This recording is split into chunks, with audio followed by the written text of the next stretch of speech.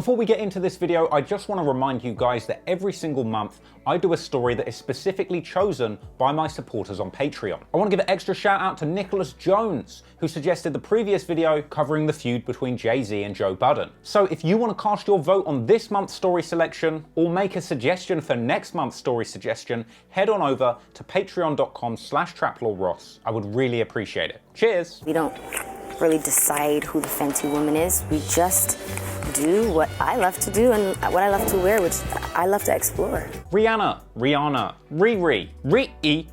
When the crowd say Rihanna, whatever you want to call her, you'd have to have been literally living under a rock for the past 15 years to have missed out on the enormous contribution Rihanna has made to the music industry. After signing with Def Jam Records in 2005, back when Jay-Z was president, Rihanna's talent was undeniable, even back then. Story goes that after Jay-Z heard her perform her future hit single Ponder Replay, he was quite literally pulling off his arm trying to sign her. And apparently Jay's boss at the time, L.A. Reid, was so equally impressed with her talent that he told Jay-Z not to let her leave the building until she'd signed on the dotted line. In fact, story goes that Rihanna was kept in the Def Jam offices all the way until 3 a.m, negotiating with Jay-Z and a team of lawyers until she was locked into a sweet 6-album deal. And since then, it seems like every wannabe music mogul has been locking up young talent and not letting them leave until they sign. Though to be fair, these days it's usually Drake in a mansion trying to get a teenage girl to sign an NDA. But anyway, under the umbrella of Def Jam and Jay-Z, Riri went on to drop her first single Ponder Replay, and it was an immediate success, hitting number 2 on the Billboard 100, and while her debut album and follow-up single charted, the best was yet to come for a young Rihanna. Her second album, A Girl Like Me, ended up hitting 5 on Billboard, fueled by the lead single SOS, which itself went number 1 on Billboard, but by the time it came to the third album, she was dropping her chart-smashing hit Umbrella, which went down from there as one of the most iconic, catchy, and frankly annoying songs of all time. You can stand under my umbrella, Ella.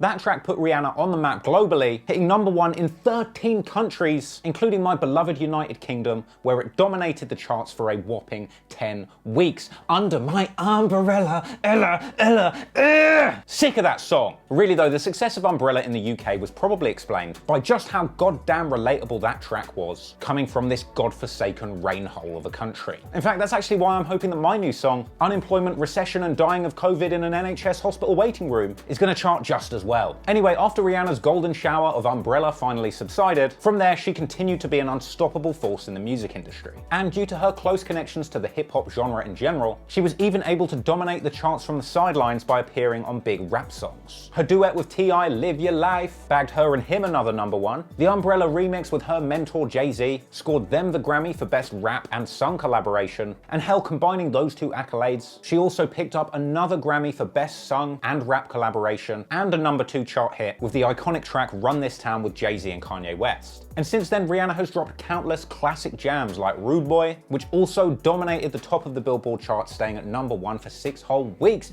Come on, Rude Boy, come and get it up. Whatever she says in that song. She teamed up with Eminem for the track Love the Way You Lie, which topped the charts in over 20 countries. Her track What's My Name with Drake became her 8th number 1 and his first number 1, which kind of explains why he's been so obsessed with her over the years. After all, she is the one who popped his Billboard cherry. But let's not forget that this is the woman that told us to work. And over the past decade, she has truly lived by that mantra, dominating in far more than just the music industry, racking up an incredible net worth, which is reportedly $600 million. But after the research that I've done for this video, I would guess that it is a darn sight more in 2020. So today isn't just about the music, it's about the money, man. Because a lot of people seem to have missed the fact that even after selling an ungodly amount of records, Rihanna's hustle has really reached that top tier only in the past few years, getting on her Steve Jobs shit and starting up one of the most innovative businesses I've ever seen a musician start, spanning the worlds of both beauty and fashion.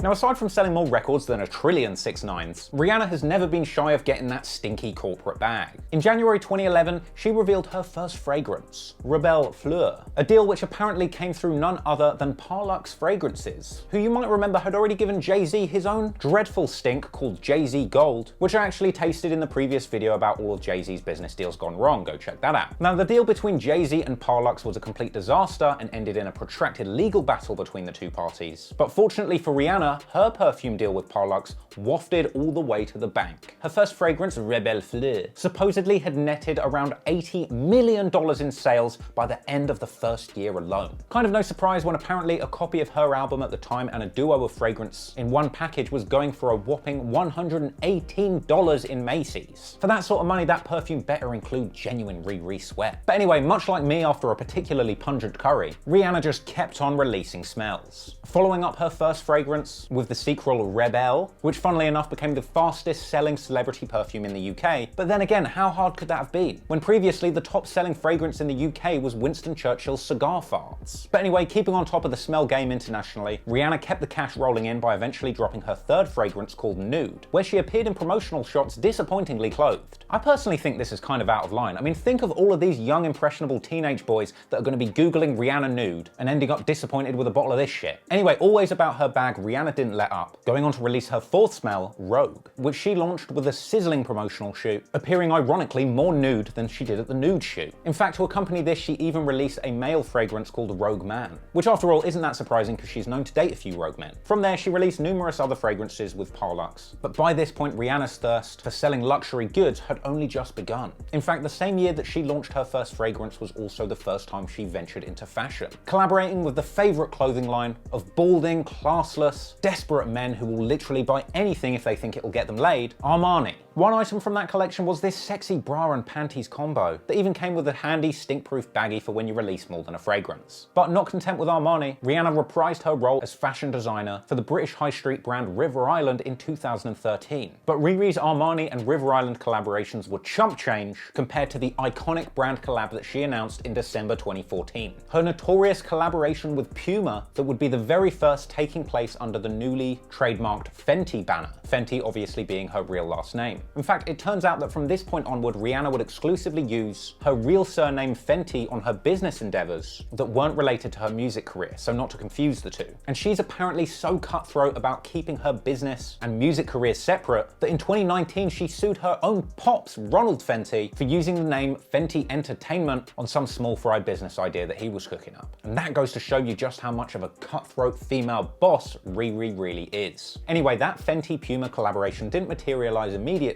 but in September 2015, Rihanna would shock the sneaker world to their soul by releasing the iconic Puma Creeper, resurrecting the forgotten Creeper shoe silhouette from the 70s and bringing back chunky soled sneakers in a far more stylish way than your black Air Force rockin' scam rapper could ever dream of. And hey, you may remember Yeezy jumped over the Jumpman, but at this point it seemed like the Fenty was creeping past the Yeezy, with Rihanna's Creepers winning Footwear News' Shoe of the Year and the Creepers going on to sell out everywhere. By May 2016, Vanity Fair were calling Creeper the must-have shoe, and hell, you could tell that this shoe was taken off because eventually it attracted the attention of the rap game's biggest sellout and currently the leading cause of obesity-related death amongst teenage hypebeast Travis McScott. Anyway, the success of this epic brand link-up was part of a much wider Fenty Puma collaboration range that had Rihanna-designed looks. In fact, this also included the epic Puma fur sliders that you will have definitely seen before. In fact, by the time Rihanna's Puma deal was popping off in the streets, it seemed like everything she touched just turned to gold. And this meant that brands were lining up around the block just to get a piece of bad girl Riri. In May 2015, she was the face of the Dior Secret Garden campaign, out here looking like a sentient disco ball. In late 2015, she secured a $25 million bag for Samsung to promote their whack-ass range of Galaxy products. But with all of this corporate clout coming in from elsewhere, obviously the folks over at Puma were keen to protect their original investment. So Puma doubled down on their involvement with Rihanna and gave her season after season of opportunities to keep working her fashion magic. And so in February 2016, she debuted her full Puma Fenty fashion collab in her new role as the director of women's wear. Boss moves, Rihanna. Now, Elle magazine described Rihanna's range as statement athleisure wear, but Rihanna herself described it in much more helpful terms, calling it if the Addams family went to the gym. And that collection launched with an awesome runway event at New York Fashion Week. And to her credit, there was a lot of fashionable innovation on display. She launched her patented knee-cooling sweatpants, this hand-warming fur harness, TM, the tracksuit that you have to lace up for some reason, and of course the iconic bowling shoe dress. Okay, look, say what you want about these weird designs, but Rihanna truly had it popping on that runway, showing the world a whole bunch of looks that they would have never considered. And having duly proved herself with this collaboration, this led to 3 more collections that were launched in runway shows at New York Fashion Weeks in following seasons. There was her Spring 17 collection, supposedly inspired by a mixture between 18th century French style and contemporary gender fluid streetwear. I mean, that's what she described it as. I would personally just describe it as a collection of mostly pink and green boiler suits and tutus. Models debuted fits that to me looked less at home on the runway and much more at home on the character selection screen on Tekken. I mean, look at this one, I just don't know where to begin. This woman just looks like the birthday gift Drake gets from his human trafficking agency. And get a load of this guy in the pink boiler suit with his nipple poking out, looking like he's about to drop the hardest K-pop track crossover mixtape in history. Her fall 2017 collection was reportedly inspired by a variety of school cliques. There were the nerds, the skaters, the preppies, the gothics, and the bad girls / mean girls, which we can't forget.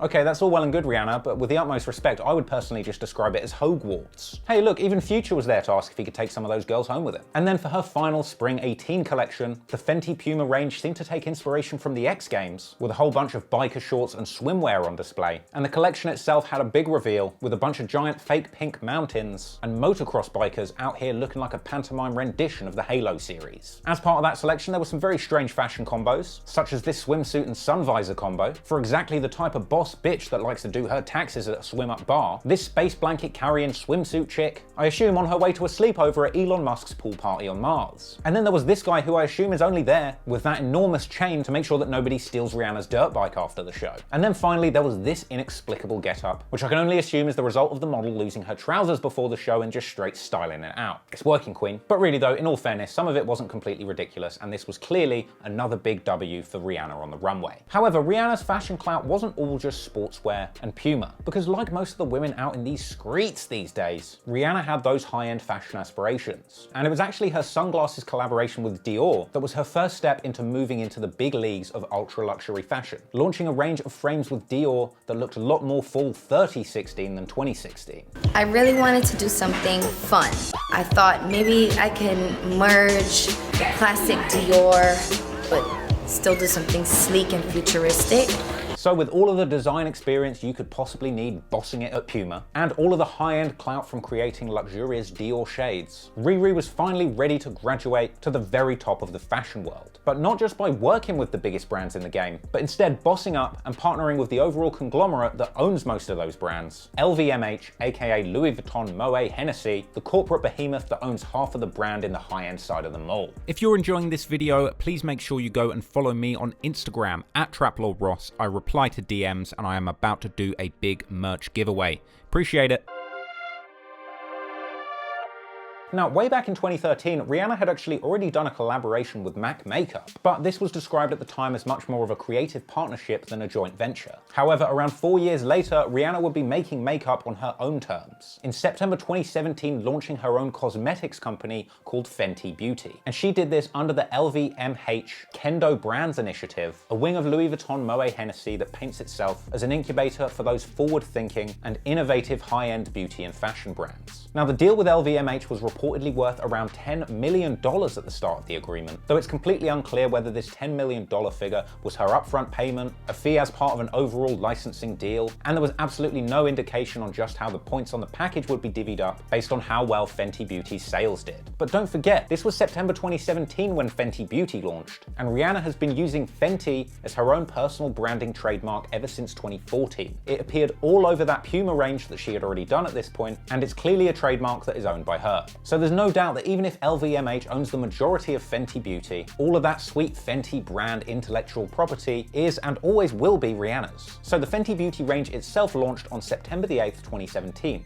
with a wide range of products. They were available in-store and online in over 150 countries, because that is the kind of impressive start that you can get when you're rolling with LVMH. And the launch of Fenty Beauty actually coincided once again with New York Fashion Week, where Rihanna was also doing that runway show for Puma that we spoke about earlier. In fact, Rihanna was dominating New York Fashion Week so much at this point, the New York Times said it should have been called Rihanna Fashion Week because she was truly running this town. Anyway, the Fenty Beauty collection had everything. Foundation, highlighters, bronzers, blush, compacts, lip gloss, blotting sheets. I don't even know what half of that shit is, but I asked a girl and they said it was good stuff. But Rihanna's true genius wasn't just in starting another overpriced makeup brand to sell idiots basic products with a ridiculous markup, Kylie Jenner, but in fact Rihanna's makeup was generally praised as being much more affordable than other top-tier makeup makeup brands. But more important than that, Rihanna was actually out here making the makeup products that she herself had always wanted to use. Specifically, products with a much wider and diverse range of color shades in order to serve a wider variety of women of color who had previously been overlooked by other mainstream beauty brands. Women of all ages, all size, all skin tones,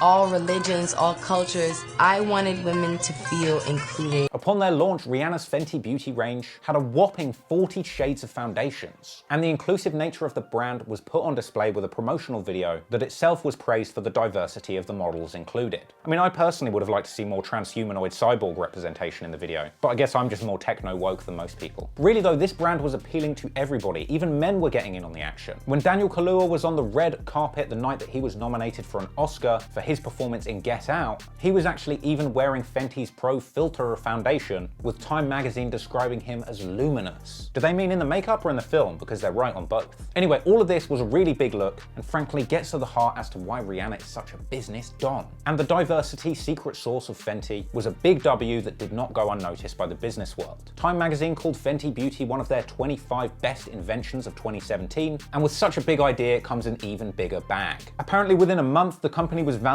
at $72 million based on just sales alone. British department store Harvey Nicks called Fenty Beauty their biggest beauty launch to date, saying they were selling a bottle of foundation every single minute. By the end of 2018, LVMH CEO Bernard Arnault revealed that sales of Fenty had passed 500 million euros. That's around $570 million.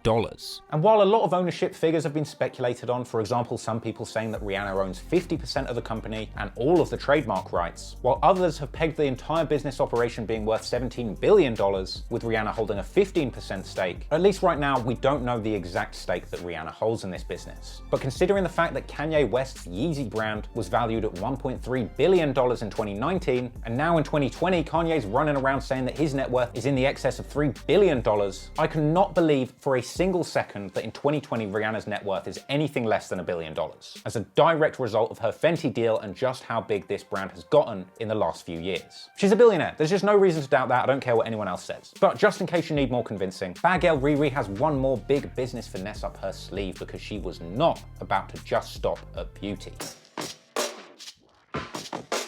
Now, I'm going to try my best not to get distracted at this segment of the video, because the majority of it is about women's lingerie. But in May 2018, Rihanna launched her first lingerie range, Savage X Fenty. Now, I'm personally quite a soft, sensitive boy, and I'm not sure I can really handle a woman that's going to wear lingerie that's going to cause her to behave like a savage. I mean, look at these outfits. Rihanna would just eat me alive. I'm hanging in there waiting for the gentle X Fenty collection. But anyway, Rihanna's next big move in business, after launching Fenty Beauty, was to extend her vision for inclusive products for women of every shade, from the makeup counter to the bedroom. So Savage X Fenty provides sizzling lingerie for women of all skin tones and sizes, and at an affordable price too. Damn, I'm getting excited thinking about all these mixed BBWs who are sensible with their money. The Savage X Fenty range launched with a wide selection of items, with each collection categorized by a little phrase that relate to the kind of scenario they might be used for. There was the On the Reg collection of lightweight t-shirts and bras for daily use. There was the You Cute selection, made up of feminine undergarments with lacy details. There was the Damn collection, made of sexy garters, sheer corsets, and stunning bodysuits. And finally, the scarily titled Black Widow collection, made up of mega sexy crotchless panties and cupless bras. Which, I'll be honest, sounds like a little bit of a finesse, because if you want panties without a crotch and a bra without a cup, you're better off wearing jack shit. And I kind of get what they were going for with these little phrases describing each collection, but if I was in charge, I would have also included a fifth Are You Okay collection that came along with an extra small Fenty condom, a Fenty branded box of tissues, and a Fenty bus ticket for the ride home. So Rihanna debuted her lingerie range, predictably at New York Fashion Week in September 2018, and received rave reviews. And spotting the opportunity to make something big out of fashion under her own Fenty name, she kept on pushing the brand hard, coming back next year in a big way, hosting a September 2019 show at the Barclays Center once again as part of New York Fashion Week. And as part of that show, she included some of the biggest and sexiest names in modeling, like Bella Hadid and Cara Delevingne, and one of my personal favorite muses, Iskra Lawrence. Honestly, if I was invited to this event rubbing shoulders with those models, I'd have shot up the Barclays like 6'9". But in addition to all of the models that you already know as household names, there were also debuts by lesser known names, such as this emerging model from the UK, 21 Savage. And apparently, in addition to plus size models, there were also goddamn +1 models, with Rihanna's close friend Slick Woods reportedly walking the runway not only pregnant, but actually going into labor. Now, has there ever been a more empowered woman on this planet? This chick walked out on the runway in labor and then walked straight into the delivery room. I struggle to even walk to the toilet when I'm about to deliver a food baby, so salute to Slick Woods. And if that wasn't enough on a low-key Kanye flex, the stadium fashion show was also accompanied by big-name musical performances from the likes of DJ Khaled, former ASAP Mob member ASAP Ferg, 6ix9ine defeated Big Sean, the Migos, and more. And while we're here, we gotta say thank you Baselord one time, because the whole ting got a premiere on Amazon Prime Video. Though not everyone was happy, some women did complain that despite the inclusivity, Rihanna's Fenty X Savage range didn't cover some of the more enormous breast sizes, with one woman who was a 46G apparently livid that she couldn't fit into Rihanna's biggest size available, 40 Triple D. And I gotta say, I didn't even realize they went up to Triple D, let alone G. But G cups aside, it was very clear that Rihanna was getting that Triple D sized bag. And off the back of her very successful Savage X Fenty launch, LVMH could see another big bag emerging too. So Riri announced in May 2019 that she would be launching her fashion brand, Fenty Fashion, in partnership with LVMH once again. And this announcement was made even more historic and impressive because it turned out that this groundbreaking deal would see Rihanna being the very first woman of color being given her own brand under LVMH, with this being the first LVMH brand launch since 1987 when they launched Christian LaCroix. Bad clothes, delicious soda. This project came about with LVMH reaching out to me and wanting to collaborate on a brand from scratch and be partners, and it was a big deal to work with LVMH. It is, and I couldn't say no. You know, just LVMH casually reaching out and making history. That's big Fenty energy right there. But the big question is, how will the clothes? Well, Rihanna previewed some of her items out of the forthcoming collection with the New York Times initially, out here looking like the female riffraff with this Peach Panther getup. But hell, if being the first woman of color in history to start a fashion brand with LVMH wasn't enough, trailblazing smashing of the patriarchy for one day, Rihanna also debuted a stunning set of large panel sunglasses that looked just as at home on the runway as they would if she was doing a bit of welding. Really though, when the time was right, Rihanna launched the fashion brand proper with a pop-up in Paris on May the 22nd, 2019. This came along with a very jarring promotional video that to me looked exactly like what would happen if you took a bunch of David Bowie looking motherfuckers to Waterworld for the day. She went on to showcase some of the strangest outfits I have ever seen. This chick looks like the boss that you have to beat on the final level of a video game called Denim Invaders. And this girl looks like a villain from the James Bond movie where the baddie is hell-bent on killing anybody that doesn't wear peach tones. And it seemed that Rihanna's sales were going so goddamn well, at one point she completely sold out of trousers. But for real, once again, the goal of Fenty Fashion, much like Fenty Beauty, was to make high-end, ultra-luxury fashion for women of all different colors, shapes, and sizes. Basically, is what I like to wear, what looks good on my body, because I'm curvy, so I know I want it to look good on every body type. Riri launched Fenty Fashion worldwide on May the 29th with an epic launch video that you can see over on Vogue if you're interested. And as recently as July 2020, she's announced the Fenty skincare range, a range of skincare products that will allow a diverse range of ladies to look after their skin so that, hey, maybe they won't even need that Fenty Beauty makeup after all. Of course, in the wise words of Drake, no makeup on, that's when you the prettiest, hope that you don't take it wrong. But wait, Rihanna broke Drake's heart, so scrap that. But honestly, after doing all of this research, if I've learned one thing, it is that there is truly no stopping Rihanna. Everything she touches turns to gold, whether it's music, fashion, or beauty, and she doesn't look ready to stop anytime soon. She's an inspiration to women everywhere, hell, even men everywhere. I'm not trying to get a girl like Rihanna no more, I'm trying to be like Rihanna. In fact, by the time I was finished writing this video, I was ready to put in work, work, work, work, work, and I hope you are too. Thanks for watching, shout out to Rihanna, peace out.